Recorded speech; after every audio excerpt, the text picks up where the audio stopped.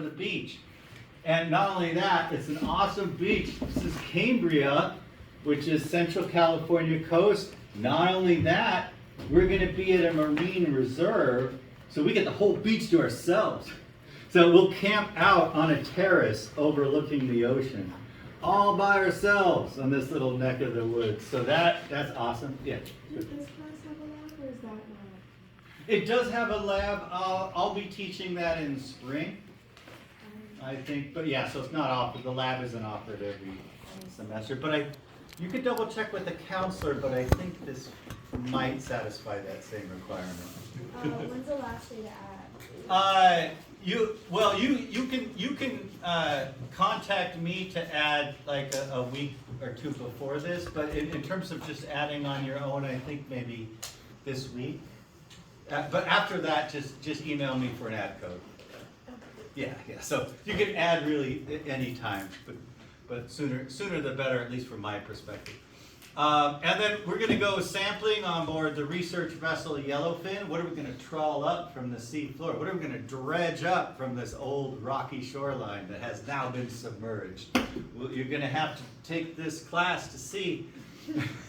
So that's it. That's it for the course. It's like there's a few orientation sessions, like 1 hour each before these, but combine that with this, and that's the course. All right, any questions on that right now? No. All right, so ocean science, we talked about that. These slides are all for you. You can see it there. So you can see oceanography study physical, chemical, biological features of the ocean. We're going to be focusing on physical, chemical, geological, stuff like that, because it's physical oceanography, but you can't get away from the biological. It's multidisciplinary. So the components, they're all interrelated. Physics interrelates with chemistry. Physics is the underpinning of chemistry. Chemistry is the underpinning of like biology and geology, but they all interweave. History of life, climate stuff, things like that. They're all intermingled. Ocean is of great societal importance for trade, travel, food, mineral resources, pollution disposal. People used to say dilution is the solution to pollution, until it turned out, no, that's not. First of all, there's a lot coming in, and second of all, some of these pollutants never go away, or it takes them a very long time to go away. So, but anyway, it certainly has been used to dispose of our trash. Where does the treated sewage go that we flush down our toilets? Out of the ocean, yep. There you go. Recreation, tourism, moderating climate, exploration, art, literature, jewelry, technology, etc., etc. Survival competition.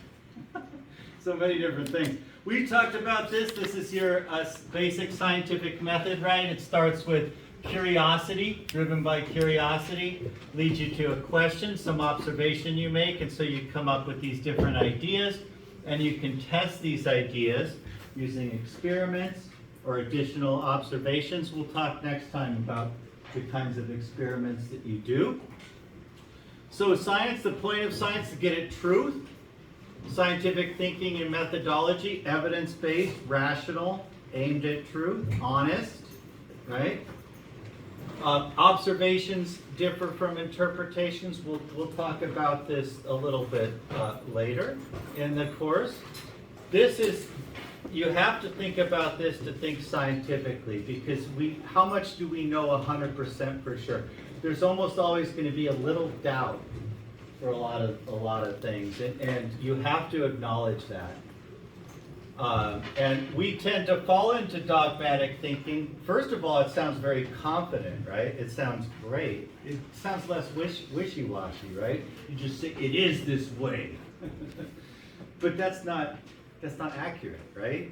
You could be wrong, but you're dogmatically saying it's the other way. And so our brains like to draw us into this trap, but we need to acknowledge that if we're going to be honest with ourselves. Truth is great. All right. So these are the world's oceans. These are the ones that I want you to know about. You got Pacific Ocean, Atlantic Ocean, Indian Ocean, Southern Ocean. Those are kind of Arctic. Those are your big ones. And then we got some others nearby. North America, Bering Sea is up here. This is Sea of Cortez. It has another name. Anyone know what this is also called? Baja. Yeah, so Baja California is right here. So in between Baja and the mainland is not the Gulf of Mexico, the Gulf of California. So Sea of Cortez is AKA Gulf of California. And then the Gulf of Mexico is over on this side over here. Okay, but you notice it's all connected, right? So it's really one big ocean that's all connected with each other. Even the Mediterranean Sea, there's like a little connection.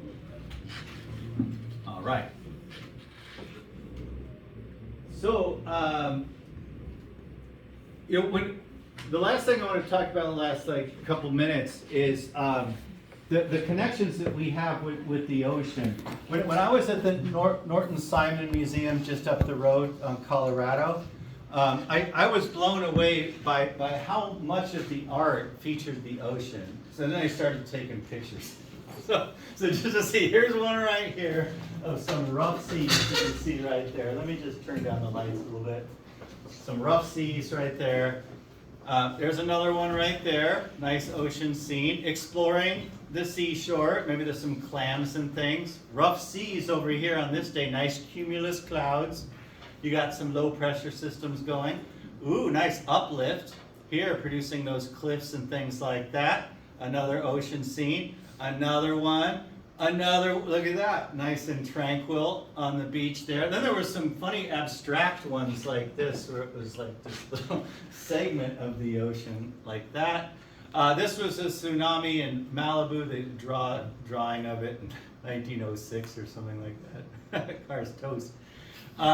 You got some streams and things like that. So all sorts of like interesting art related to water and the ocean and human things that they built. I don't know if any of you saw this art. It's like the guy was trying to make a point about ostentatious human creations, which is obviously a joke, but pretty funny. And here's another one as well.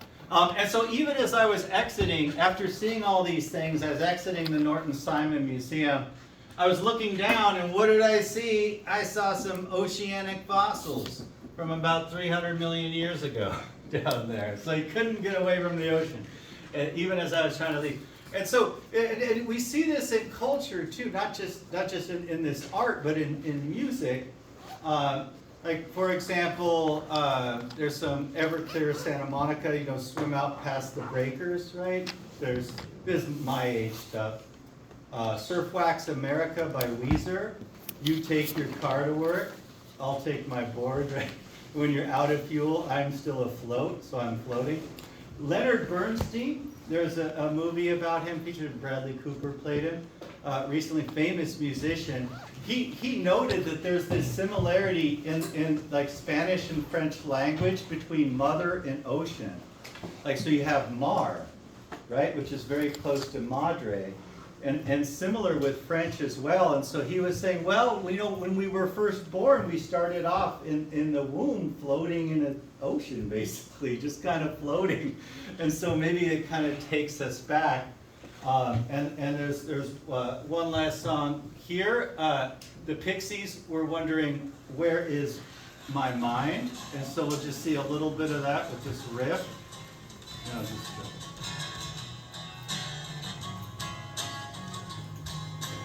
it's going to rip this in it.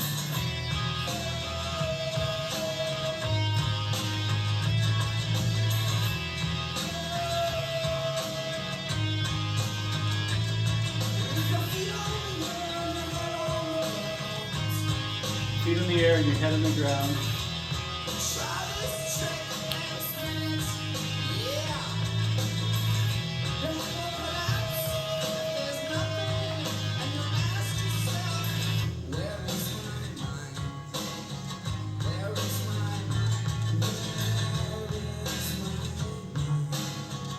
We'll see where it ends up being.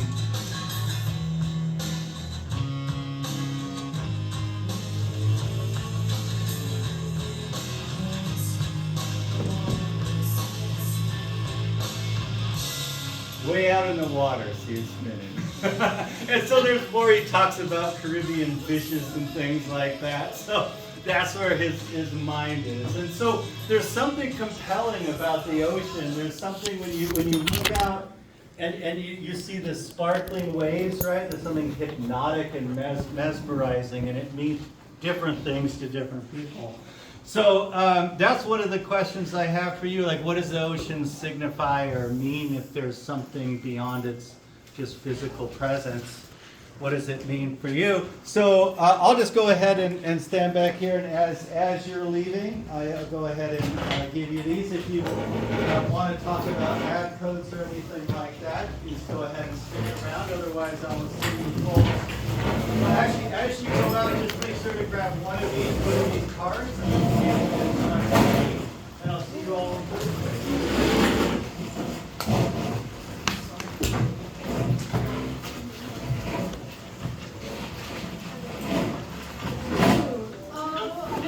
I'm gonna turn up the lights now, okay? Lights coming up. It's gonna be bright.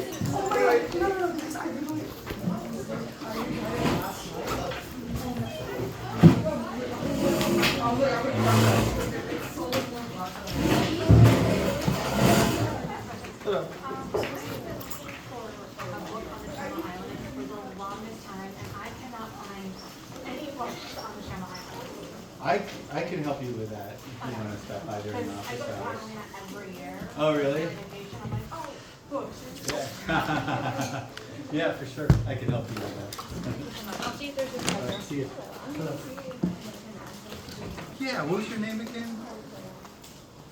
Oh, yeah, you're the one who emailed me, right? Is that right? Okay. Yeah, so let me,